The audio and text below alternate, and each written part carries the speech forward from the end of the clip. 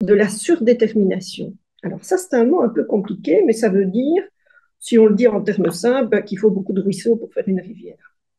Et que donc souvent, le problème d'un enfant, le symptôme, il vient de plus de quelque chose de vraiment multifactoriel. Alors, il est multifactoriel et on peut le lire à plusieurs niveaux. Le diagnostic, le symptôme, la manière dont on rencontre la problématique d'un enfant, ça peut se lire comme une lasagne.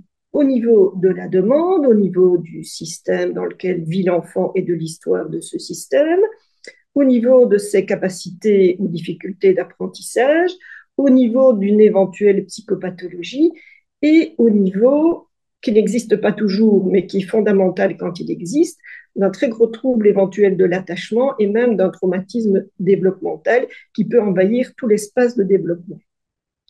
Alors, si nous prenons une, ce concept de surdétermination, mais la question de la famille, elle intervient au milieu de tout ça. Et donc, si on en revient à quelque chose de causal en disant c'est parce qu'il y a ceci ou parce qu'il y a cela, ça ne marche pas. Mais c'est vrai que parfois, le symptôme d'un enfant, évidemment, qui s'inscrit dans une famille. Si nous prenons l'exemple d'un enfant qui a été très gravement malade, il a des difficultés d'apprentissage, il est un peu agité, il est distrait. Cet enfant petit, il a été malade, et, et ses parents étaient tellement inquiets pour lui. Donc, on peut imaginer qu'à ce moment-là, on l'est perçu comme un enfant fragile. C'est pas qu'on l'a perçu, c'est qu'il l'était. On a été très souple avec lui en termes éducatifs. Évidemment, on pensait qu'il allait peut-être mourir, il était très mal en point. Donc, on a été très souple. Et puis, quelques années plus tard, l'enfant va mieux. Oui, mais les parents, eux, ils ont été très marqués par cette situation. Donc, nous, comme professionnels, nous voyons un enfant qui va plutôt bien, qui a peut-être gardé une petite trace ou l'autre, ou peut-être même pas. Et puis, les parents, eux, ils ont une toute autre représentation. Et ils sont avec cette inquiétude-là. Et c'est très intéressant de voir comment, avec cette lasagne dont je parlais là maintenant il y a un instant, on va rencontrer cet enfant-là dans les différents niveaux de sa difficulté.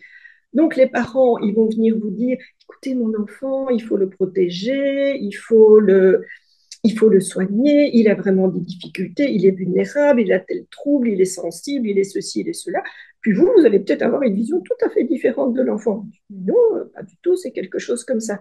Mais c'est de percevoir effectivement les différences entre le regard d'une famille et le regard d'un professionnel. Et de comment cette différence, elle est porteuse aussi de signification et de comment le point de vue de la famille est vraiment toujours à respecter et à entendre et à décoder. Parce que sans doute que les gens, ils ne veulent pas venir vous dire, moi je suis inquiet parce que mon gamin, il a été malade quand il avait 2 ans. Ils vont vous dire, regardez comme il est fragile cet enfant.